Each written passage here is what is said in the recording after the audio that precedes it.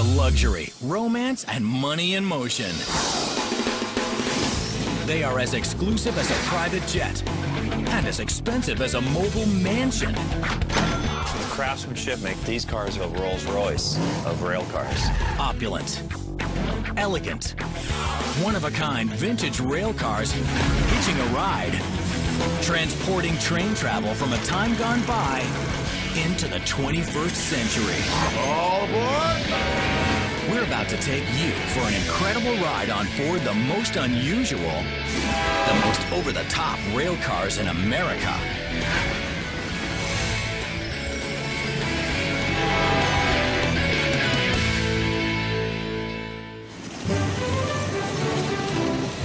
There's only one place on Earth where California, Utah, and Kansas come together. It's on the American Railway Explorer line. 3 custom cars, tricked out to be better today than the day they were built. I think that people will look at these cars and say, this is the way it should have been. Maybe it wasn't the way it ever was. They don't look like 1950, but boy, if you could have done it right, this is how they would have been. Jim Bain, president of the American Railway Explorer line, says the California, Utah, and Kansas first came together in Colorado, all from different railroads. They were used as part of the ski train through the Rockies. Today, the 3 cars look like a matching set, and they charter for thousands of dollars apiece. I don't think that you would ever notice that these 3 cars, the Utah, the California, and the Kansas, would have fit together at all.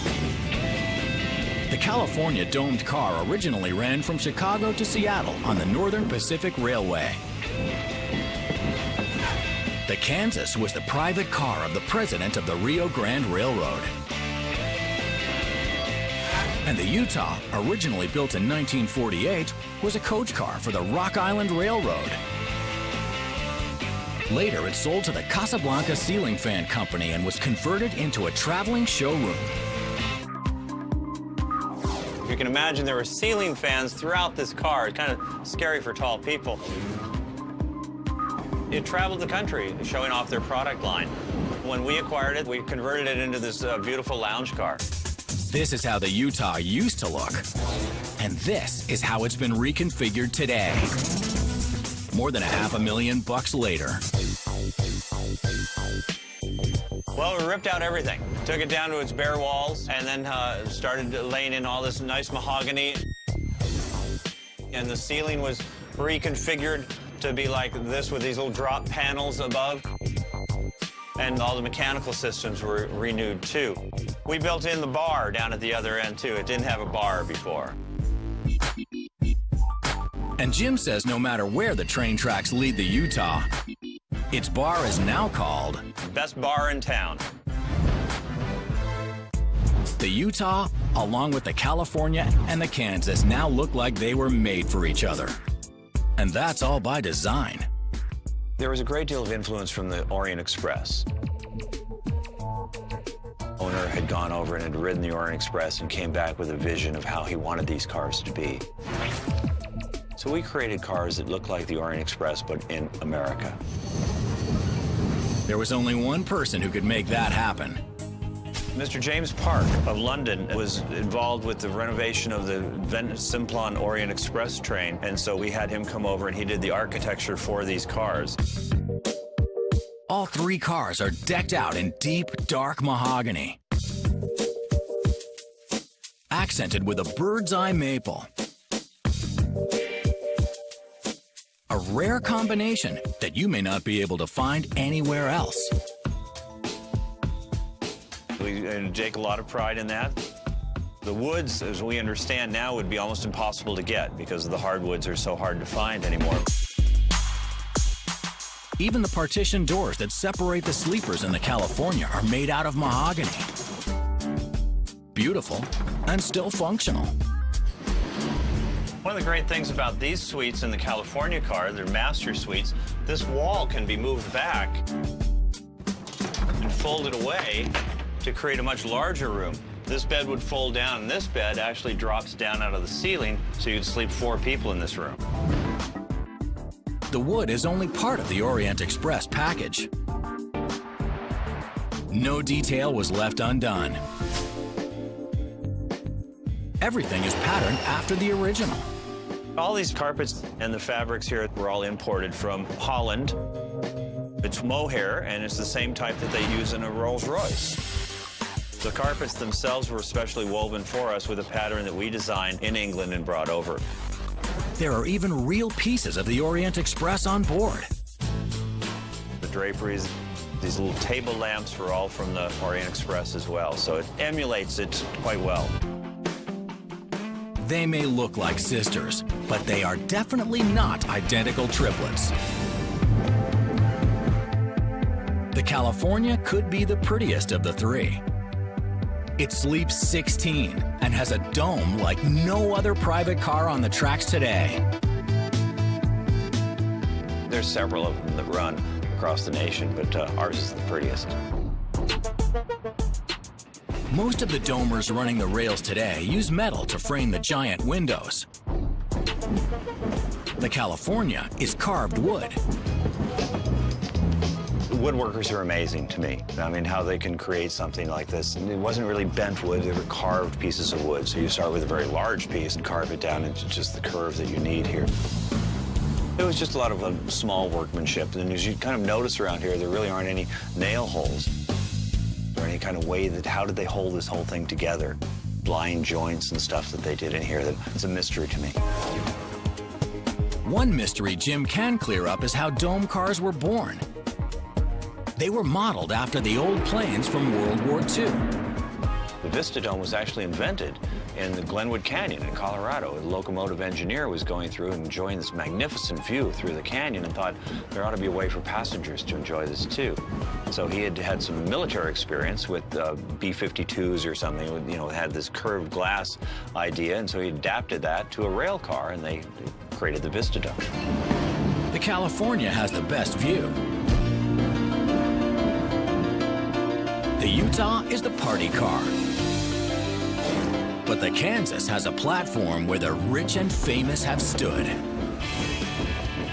In 1996, the World Economic Summit came to Denver, and so they were looking for something to do with the spouses of the world leaders. And we were chosen to take them up to Winter Park for a luncheon. So all the first ladies, and one of those being Hillary Clinton. We've also had Neil Young, Seal, and a few other stars on the train, too. These three fabulous cars are all stars in their own right. Heavenly works of art, with the devil in the detail. One of the great details of the cars is exquisite marquetry work that they did. These are inlaid pieces of wood that were all done in England. This is the Surgo lily, which is the state flower for Utah, which is this car that we're in. The other cars, the California has the poppy. Kansas has the sunflower.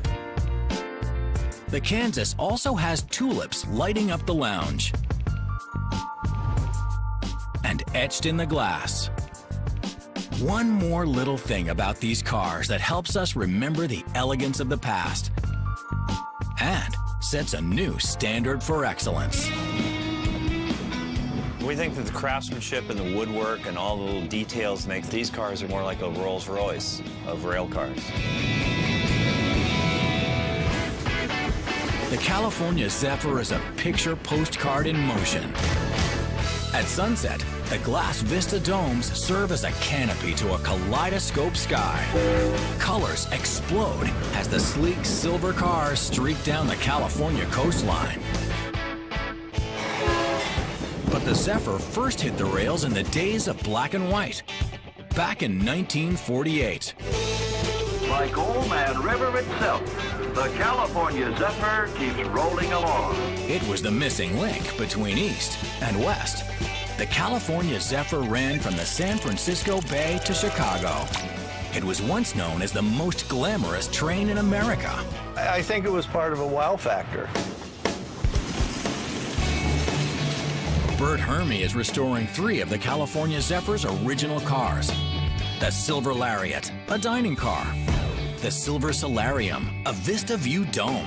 And the Silver Rapids, a sleeper car. The Zephyr was first retired from the rails in 1980. And Bert says these beautiful cars were in desperate need of repair. They were really rough, all of them. At some point during its retirement, there were transients that were in here. One pair of chairs had been burned. Amtrak welded the doors shut and welded bars over the windows in an attempt to prevent that from continuing. And I guess they were successful. It took us a day or so to get into the car, too. And once Bert and his crew broke through the bars, the cars were even in worse shape than he originally thought. The upholstery had been sliced and torn, and up here in the dome, it had rotted because of the sun. It took 4 years and plenty of money to restore these spectacular cars of the Zephyr back to their former glory. This car, we've got between $400,000 and $500,000 in it. That's mostly materials cost, because both my partner and I are pretty hands-on. There are some things that we've had to contract out, but not really all that many. If it were to go into a shop, it would have been double that. Despite the damage, some of the signature beauty items of the grand old cars were still there, including the original lighted lucite banisters. That's the first thing that people see when they walk in the car. And they go, oh, I remember those. Wow, I'm so glad he kept them. Bert and his crew were also able to preserve the old speaker grills. The grills were designed by artist Mary Losser, who also painted a large mural in the silver lariat that still looks picture perfect. It's one of very few that still remain. And she did much of the artwork in several trains, but each one of the dome coaches had a mural that depicted some aspect of life in the West. Since these cars were built for a specific train, the California Zephyr, the murals focused on aspects of Western life that romanticized the whole going West experience. This one was called Orient Express. Right behind that mural is a brand new kitchen. It's a new part of this grand old car that Bert put in when he turned the glassed Vista Dome into a car of fine dining for paying passengers. Dinner is now being served. Clifford McDaniel was a porter for decades, and now dresses up the Lariat's dining room. Enjoy your dinner. I still enjoy it because I like making people comfortable and making them happy, and I want them to remember the experience that they had. So I like to kind of be like an ambassador. Cliff says the food on the Lariat is fantastic, but the train adds the true flavor. Just look out the window on either side. You see America. And what more pleasant way to enjoy the scenery than from a train window. The Lariat's dining car is new, but Bert says he's gone to great lengths to preserve the elegance of days gone by. The car has its own monogram china, a lot of touches that people remember from way back when. It sort of paints a picture of the way things were way back in the day. The Silver Rapids is a sleeper car with 6 double bedrooms and 10 roomettes. They've been completely restored and still convert from a sitting room to a bedroom in a matter of minutes. When the bed comes down, the sink folds up and flushes out the side of the train.